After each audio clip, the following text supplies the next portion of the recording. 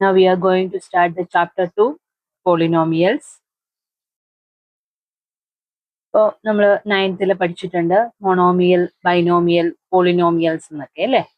എന്തായിരുന്നു മോണോമിയൽ എന്ന് വെച്ചാൽ നമ്മളൊരു എക്സ്പ്രഷൻ എഴുതുമ്പോൾ അതിനകത്ത് ഒരേ ഒരു ടേം മാത്രമേ ഉള്ളെങ്കിൽ, ഏതെങ്കിലും ഒരു വേരിയബിളിന്റെ ഒരേ ഒരു ടേം മാത്രമേ ഉള്ളെങ്കിൽ അതിനെ വിളിക്കുന്ന പേരാണ്. ഇപ്പൊ വെറുതെ ഒരു നമ്പർ ആയാലും that is called a monomial. Binomial എന്ന് വെച്ചാലോ, binomial means it contain 2 terms. ഇപ്പൊ മോണോമിയൽ നമ്മൾ എഴുതി 2x 3y 2 7z എന്ന്.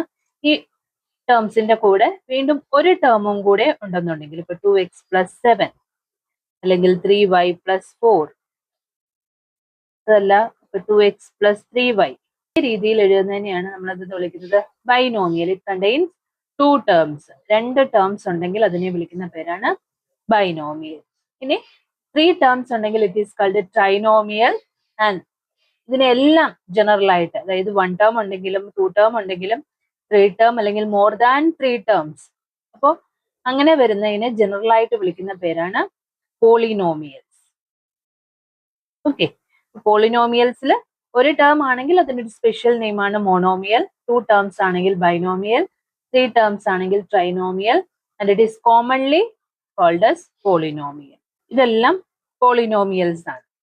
അപ്പൊ അതിനകത്ത് 2 ടേംസ് ഉള്ളത് കാണും, 3 ടേംസ് ഉള്ളത് കാണും, മോർ ദാൻ 3 ടേംസ്. ഇതെല്ലാം എന്താണ്? പോളിനോമിയൽസ് ആണ്. ഇനി അടുത്തതായിട്ട് നമുക്ക് ഡിഗ്രി ഓഫ് പോളിനോമിയൽ ആണ് പഠിക്കാനുള്ളത്. ഡിഗ്രി ഓഫ് പോളിനോമിയൽ എന്ന് വെച്ചാൽ ഇത് പോളിനോമിയൽ ഇൻ വേരിയബിൾ എക്സ് ആണ്. ഇവിടെ എക്സിന്റെ പവർ എത്രയാണ്? എക്സിന്റെ പവർ 1 ആണ്. ഇവിടെ എക്സ് എന്ന് വെച്ചാൽ x⁻0 ആണ്. വെറുതെ നമ്പർ എഴുതി കഴിഞ്ഞാൽ any number raise to 0 is 1 ആണ്. അപ്പൊ 2 എന്ന് എഴുതി കഴിഞ്ഞാൽ അതിന്റെ അർത്ഥം 2x⁻0. ഇവിടെ എക്സിന്റെ ഹയസ്റ്റ് പവർ വന്നേക്കുന്നത് ഏതാണ്? 1 ആണ്. So degree of this polynomial is 1.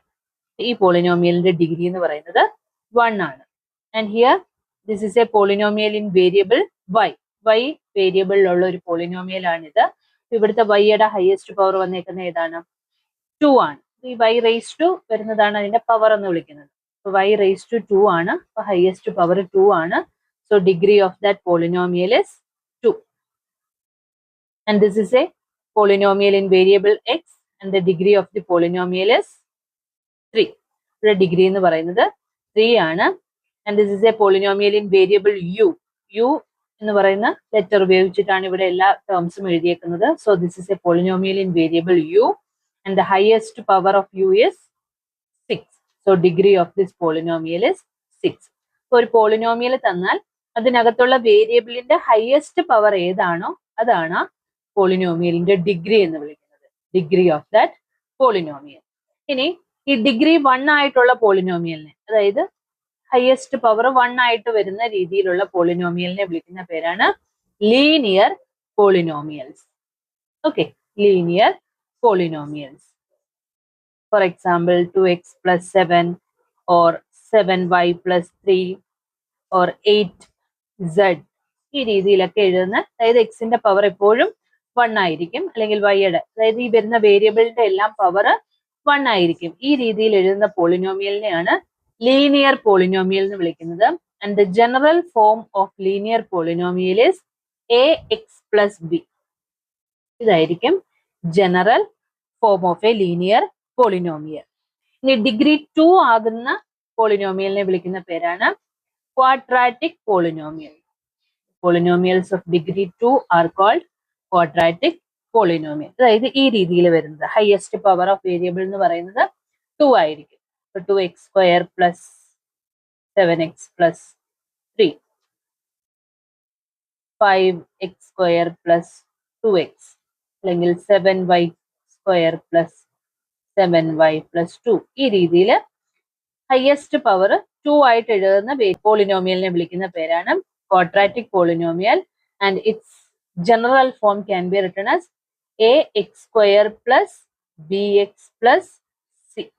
അതായത് ഒരു x² ടേം ഉണ്ടായിരിക്കും, ഒരു x ടേം ഉണ്ടായിരിക്കും, ഒരു കോൺസ്റ്റന്റ് ടേം ഉണ്ടായിരിക്കും. അപ്പൊ അതാണ് ക്വാഡ്രാറ്റിക് പോളിനോമിയലിന്റെ ജനറൽ ഫോം എന്ന് വിളിക്കുന്നത്. ഇനി ഡിഗ്രി 3 ആയിട്ട് വരുന്ന പോളിനോമിയലിനെ വിളിക്കുന്ന പേരെന്താണ്? Polynomials of degree 3 are called cubic polynomials. Degree 3 ആയിട്ട് വരുന്ന പോളിനോമിയൽസിനെ വിളിക്കുന്ന പേരാണ് cubic polynomials and its general form is ax cube plus bx square plus cx plus d. അതായത് ഒരു എക്സ് ക്യൂബ് ടേം കാണും, എക്സ് സ്ക്വയർ ടേം കാണും, എക്സ് ടേം കാണും, ഒരു കോൺസ്റ്റന്റ് ടേം കാണും. ഈ രീതിയിൽ എഴുതുന്നതാണ് ക്യൂബിക് പോളിനോമിയൽ എന്ന് വിളിക്കുന്നത്. അപ്പൊ എന്താണ് polynomials? Degree of A polynomial and linear, quadratic and cubic polynomial എന്നുള്ളത് ക്ലിയർ ആയിട്ടുണ്ടല്ലോ. അപ്പൊ ഇവിടെ എക്സ് സ്ക്വയറിന്റെ കോഎഫിഷ്യന്റ് എന്ന് പറയുന്നത് √3 ആണ്. എക്സിന്റെ coefficient 7 and this is the constant term. Here the coefficient of y square is 3/2 and here the constant term is 7/2. അപ്പൊ ഈ കോഎഫിഷ്യന്റ് വരുന്നതും കോൺസ്റ്റന്റ് ടേം വരുന്നതും ഏത് റിയൽ നമ്പർ വേണമെങ്കിലും വരാം. അതായത് നെഗറ്റീവ് നമ്പേഴ്സ് വരാം, റൂട്ട് നമ്പേഴ്സ് വരാം, അല്ലെങ്കിൽ ഫ്രാക്ഷൻ ഫോമിലുള്ള നമ്പേഴ്സ് വരാം, ഏത് വേണമെങ്കിലും വരാം. ഇങ്ങനെ വരികയാണെങ്കിൽ എക്സിന്റെ പവർ ഇതേപോലെ ഫ്രാക്ഷനോ റൂട്ട് നമ്പറോ അല്ലെങ്കിൽ നെഗറ്റീവ് നമ്പേഴ്സോ ഒക്കെ വന്നു കഴിഞ്ഞാൽ അതൊരിക്കലും ഒരു പോളിനോമിയൽ ആകില്ല. ഫോർ എക്സാമ്പിൾ 1/x² + 3 എന്ന് പറയുന്നത് this is not a polynomial. Polynomial എന്ന് പറയുമ്പോൾ എപ്പോഴും ഈ പവർ എന്ന് പറയുന്നത് ഹോൾ നമ്പേഴ്സ്, 0 മുതൽ സ്റ്റാർട്ട് ചെയ്യുന്ന ഹോൾ നമ്പേഴ്സ് മാത്രമേ വരാൻ പാടുള്ളൂ. അവിടെ നെഗറ്റീവ് നമ്പേഴ്സോ റൂട്ടോ ഫ്രാക്ഷനോ ഒന്നും വരാൻ പാടില്ല. അത് വന്നു കഴിഞ്ഞാൽ that is not a polynomial എന്നുള്ളതാണ്. Now we can write a polynomial x² - 3x - 4. ഈ പോളിനോമിയലിനെ നമ്മൾ റെപ്രസെന്റ് ചെയ്യാനായിട്ട് ഇതിനെ ഇങ്ങനെയാണ് എഴുതുന്നത്, p of x. p of x എന്ന് വെച്ചാൽ A polynomial in variable X. യിലുള്ള ഒരു പോളിനോമിയൽ ഇപ്പോൾ y³ + 7y² + 3 ഇങ്ങനെയാണെങ്കിൽ this can be represented as p of y. ഏത് വേരിയബിൾ ആണോ അവിടെ യൂസ് ചെയ്യുന്നത് അതിനനുസരിച്ച് നമുക്ക് എഴുതാം. നമുക്ക് ഇവിടെ ഇനി എക്സിന് ഓരോ വാല്യൂസ് സബ്സ്റ്റിറ്റ്യൂട്ട് ചെയ്ത് കൊടുക്കാൻ പറ്റും. x is equal to 2 നമ്മൾ സബ്സ്റ്റിറ്റ്യൂട്ട് ചെയ്യുകയാണെങ്കിൽ ഈ ഒരു പോളിനോമിയലില് എക്സിന് പകരം 2 സബ്സ്റ്റിറ്റ്യൂട്ട് ചെയ്യുകയാണെങ്കിൽ ഈ p ഓഫ് എക്സിന് പകരം നമ്മൾ എഴുതുന്നത് എന്താണെന്നറിയാമോ? p of 2. കാര്യം അവിടെ എക്സിന് പകരം 2 ആണ് ഇട്ട് കൊടുക്കാൻ പോകുന്നത്. So p of 2 equal to ഇവിടെ ഈ എക്സ് വരുന്നിടത്തെല്ലാം 2 സബ്സ്റ്റിറ്റ്യൂട്ട് ചെയ്യുക. That is 2² - 3 × 2 - 4. അപ്പൊ 2² എത്രയാണ്? 2² is 4 - 6 - 4 that is equal to -6. അപ്പോൾ എക്സിന് 2 എന്ന വാല്യൂ സബ്സ്റ്റിറ്റ്യൂട്ട് ചെയ്ത് കൊടുത്തപ്പോൾ നമുക്ക് ആ പോളിനോമിയലിന്റെ വാല്യൂ എന്ത് കിട്ടി? -6 കിട്ടി. So we can say that the value of the polynomial at x is equal to 2 is -6. Value of this polynomial at x is equal to 2 is -6. What is the value of this polynomial at x is equal to -1? x is equal to -1 വരുമ്പോൾ ഈ പോളിനോമിയലിന്റെ value എന്താണ്? എങ്ങനെ കണ്ടുപിടിക്കാം?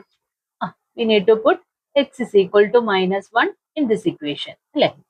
p of x എന്നുള്ളത് എന്താകും? p of -1 equal to x-ന് പകരം -1 കൊടുക്കുക. that is -1² - 3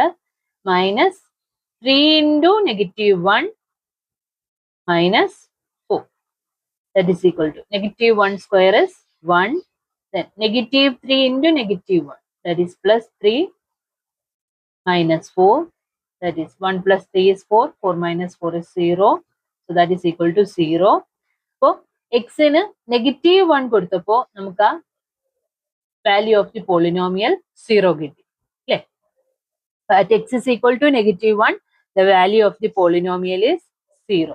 ഇതേ രീതിയിൽ ഏതെങ്കിലും ഒരു നമ്പർ സബ്സ്റ്റിറ്റ്യൂട്ട് ചെയ്യുമ്പോൾ ആ പോളിനോമിയലിന്റെ വാല്യൂ 0 ആകുവാണെങ്കിൽ that number is called the 0 of that polynomial.